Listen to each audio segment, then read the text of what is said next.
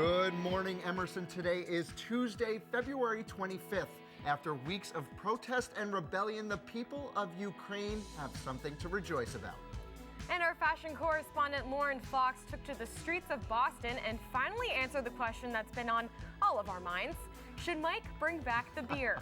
I'm in that transition process right now, so what the people say on the street is going to greatly affect my decision as to if I keep the beard or not. But good morning, Emerson. I'm Mike Cantalupo. And I'm Brittany Gervais. Now we're going to be talking a little bit about Late Night with Seth Meyers. It was his opening show last night. Yeah, it was his opening show, but it was on at 12:35 at night, so we weren't able to stay up. But entertainment correspondent Christian Mudrick stayed up for the event. He's going to have a recap on what happened, what went down there. And then Bianca Bono is going to give us our sports update. The NHL is about to come back after an Olympic break. After Canada kind of swept the gold medals. Oh, maybe. Okay, Miss Canada. Always talking about Canada whenever she has the chance. But yeah, she'll be able to recap the Olympics, the entire Olympic showdown for us. But then after that, we got a great interview with Pamela Mora and Corbett about a prom to remember. A great cause. I can't wait to hear more about this organization. They're both two great friends of mine, and they have been working so hard, so tirelessly for over a year now. Right. So I'm so proud of them. It's going to be great to talk to them. But before we get started, our news correspondent Brianna Boxter is here to wrap up the week's top headlines.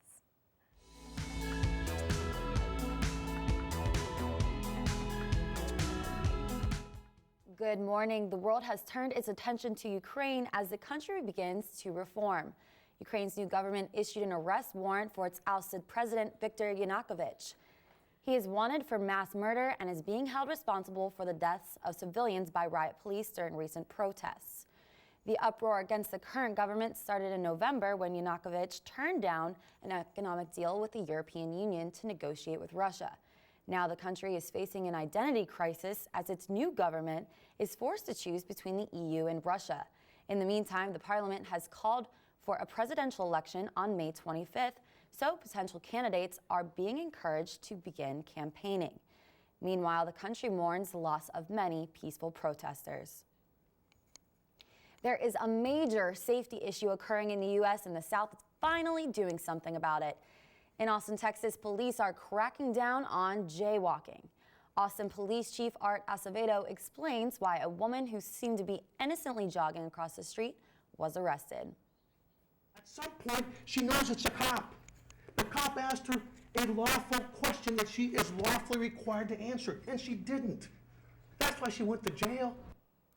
The 25-year-old jogger was one of 7 people ticketed for jaywalking that day.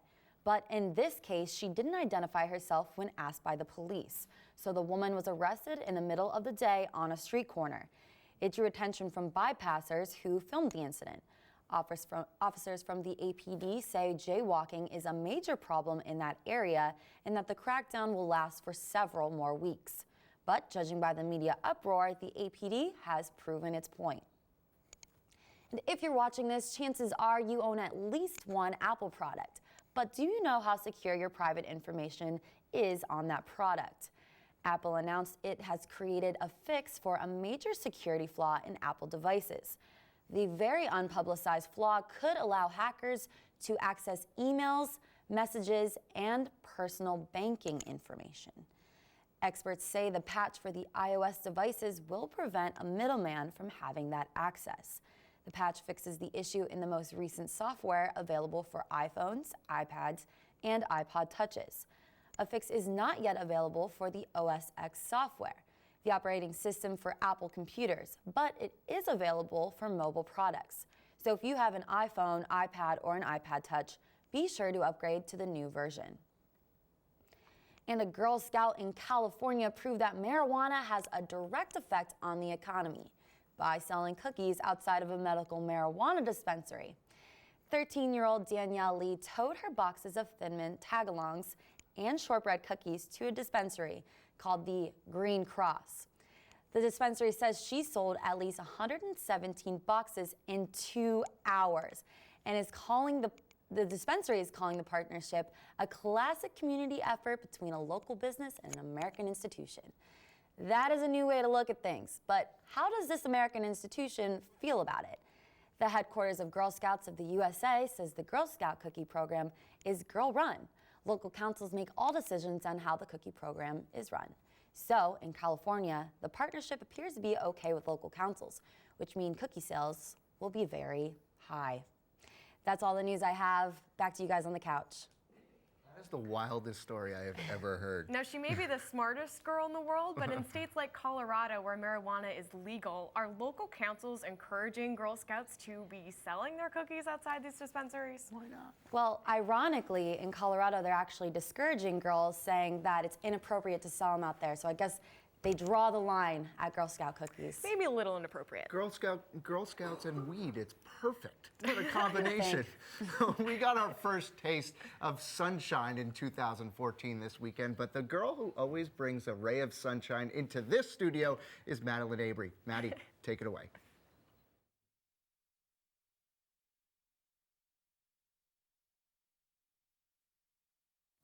Thank you, Mike. Well, hi, Mike and Brittany. I know everyone got excited about those spring temperatures on Saturday, but don't put your winter coats away just yet. The last week of February is gonna sting. We have some snow, ice, and cold on the way.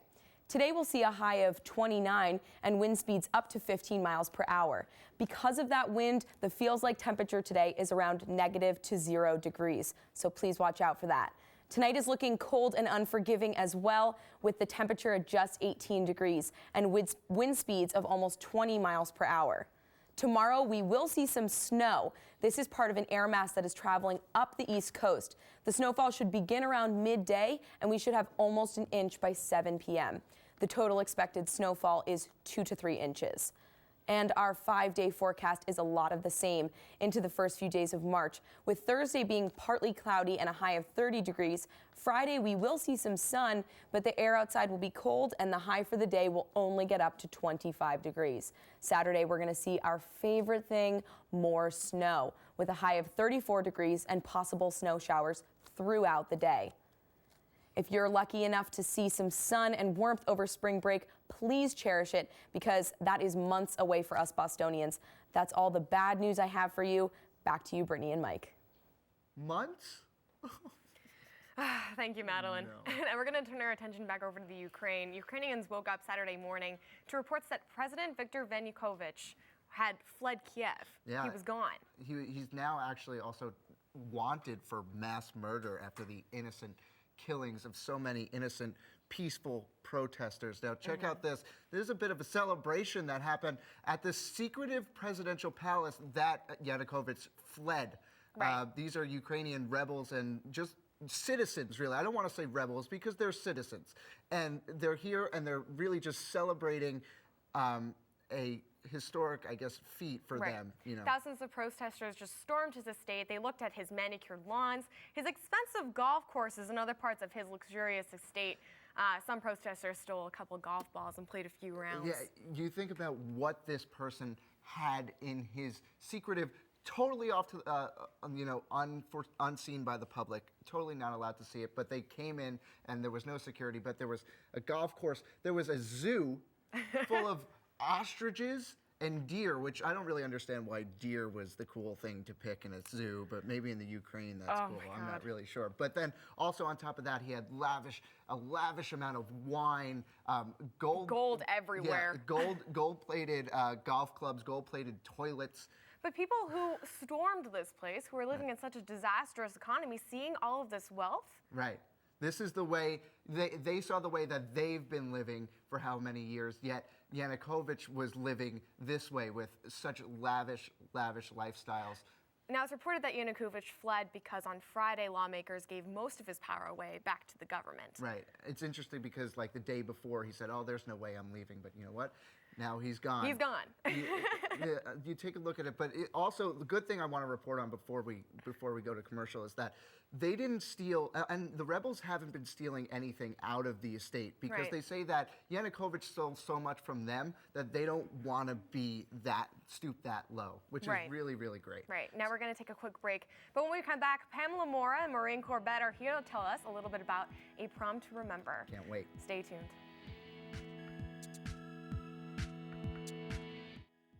welcome back. We have the pleasure to be joined by two of my really great friends who I have the pleasure of working with and hanging out with all the time. But you know what? They have some great work going on. It's Pamela and Mo. How are you guys? And Mo. And Mo.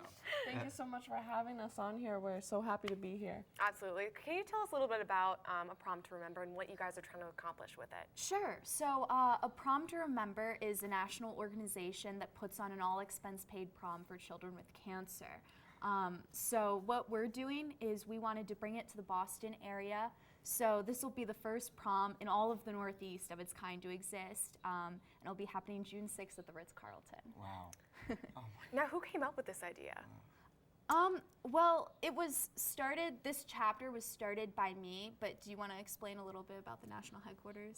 Yeah, so the founder, Brandon Opry, who's from Fort Lauderdale, Florida, he came across a young boy's Make-A-Wish request, which was to attend his high school's prom, and it sort of hit him hard, and he was like, oh my gosh, I can't believe that so many kids aren't allowed to. So he started the first prom in Fort Lauderdale. It spread to Cleveland, and now we're opening up the Boston chapter. So I almost get chills listening. No, Right. I'm serious. I'm serious. It's like, and plus you guys do so much outside of A Prom to Remember. It's great that you actually bring it back and try to help out the world a little bit.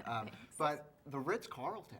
Yeah. That's big. Yeah. How did that happen? ooh, look at They that. were really nice to us. Mo went in right after finals last semester, and they were very welcoming and accommodating to us. Yeah. Right. We're very lucky to have them as a sponsor and willing to donate the space to us. Now, what is the most rewarding part about this experience? For me, I think it's finally getting to communicate with these people who take the prom so seriously as we've been doing, but it's felt like very distant for such a long time. And now it's like, okay, well, we need to decide the theme of the prom. Do you know what kind of flowers we want? And it's just like little details like that, and getting to like come to the hospitals and hear them be excited for the prom. That's definitely the most rewarding for me. Right. Thank right. you guys so much for all that you do and for being on the show. Thank you. Now we're going to toss it back over to Bianca Bono because baseball, hockey, and Bianca Bono, what could be better? There's nothing could be better. Here she is now.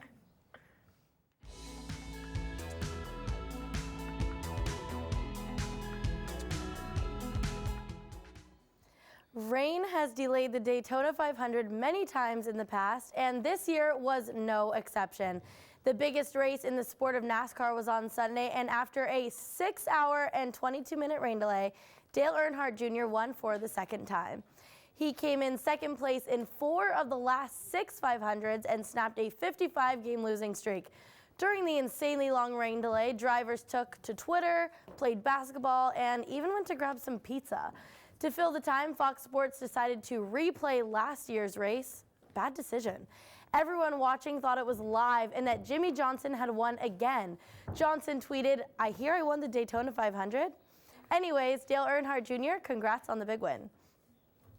Today is the last day of the NFL Combine, and the biggest story has been Jadeveon Clowney. Clowney is a defensive end out of South Carolina, and at 6'5" and 266 pounds, he ran a 4.53 40-yard dash.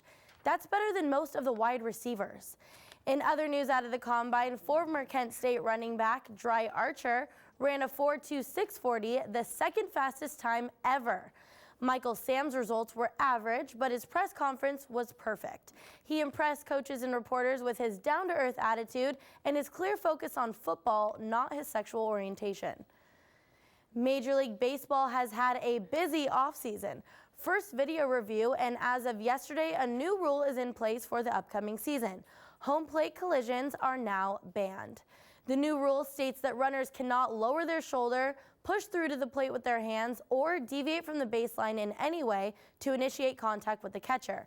Also, catchers are not allowed to stand in front of the plate unless they already have the ball. Catchers such as Yadier Molina and Buster Posey have experienced severe concussions and injuries from collision plays in the past. The umpires are going to carefully enforce the rule this season to determine if it will become permanent. And the men's Olympic hockey final was on Sunday, and unfortunately, our team was not on the ice. Canada was looking to win their second Olympic title in a row against Sweden. And kicking it off here, there's Sidney Crosby getting warmed up. LA Kings' Jeff Carter sneaks it over to Jonathan Toews. He scores 1-0 Canada. 4 minutes left in the second period. The puck is knocked away, and Sidney Crosby charges the net. We all know he's going to score 2-0 Canada. 11 minutes left in the game. Chris Kunitz steps in, fires it in, finds the back of the net. Cue the O Canada, and they take home the gold 3-0. Don't worry, though. All is right in the world because the NHL picks up back today. That's all the time I have for sports. Mike and Brittany, back to you. Oh, Canada. That's it. That's literally the only thing I know about. All right, the a little national anthem. disappointed. Bianca, what do you think about the new collision rule? Is it good for baseball? So MLB officials have been talking about this for a long time, so I'm not surprised that the rule is in place. And I do think it's a good thing because it could prevent injuries that we've seen at home plate. But bottom line is, sometimes collision at home plate is unavoidable. So I'm very curious to see how this rule plays out. I remembered in Little League, I always wanted to collide at the plate. Thank you so much, Bianca. Just when you thought Miley Cyrus was out of the news, she somehow makes her way back into the headlines. What's going on in Hollywood, Christian?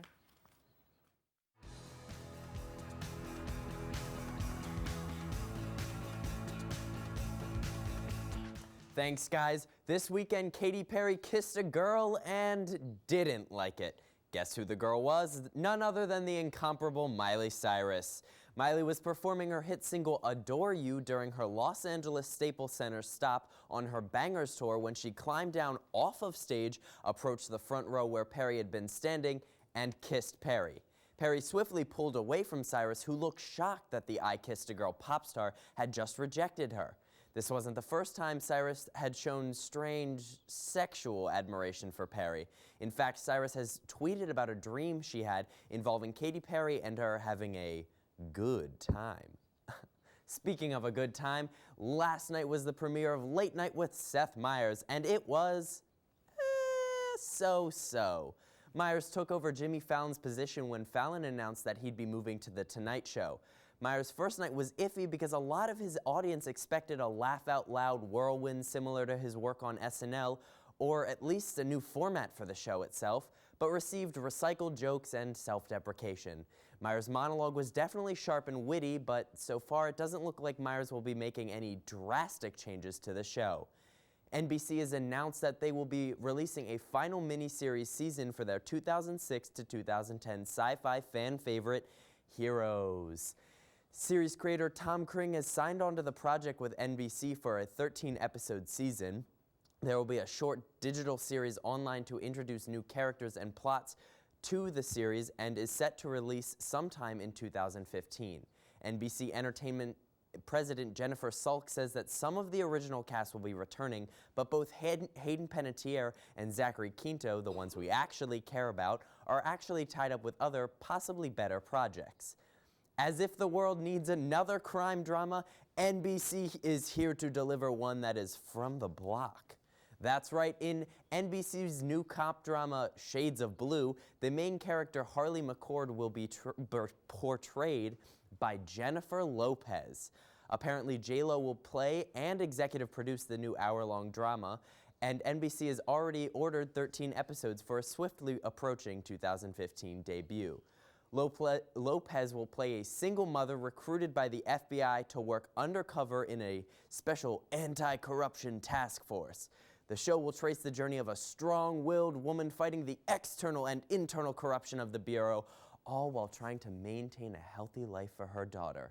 Oh yeah, and by the way, Ryan Seacrest is executive producing too. I think J-Lo's last acting experiment in 2002 says it all. Enough. That's all the juicy gossip I have for you today. Back to you oddballs on the couch. Oh, Hey. Christian, you're an oddball. I know. But we're all oddballs here. That's what makes it so wonderful. Yep. How do you feel about Perry rejecting Cyrus over there? I actually think it was probably a really good move on Perry's part. Cyrus has a tendency to throw these wild publicity stunts Right. everywhere in our face. So I think it was good that Perry, kept it tame and they have received a lot of media coverage, but like not as much as they would have if they went full on makeout. Literally in the face. Right. Yeah, no, I don't think she was expecting that at all. No. But we're going to take a quick break. When we come back, Lauren Fox asks the most important question of the day. Should Mike regrow his beard? I know you've been waiting the whole show for this. Stay tuned.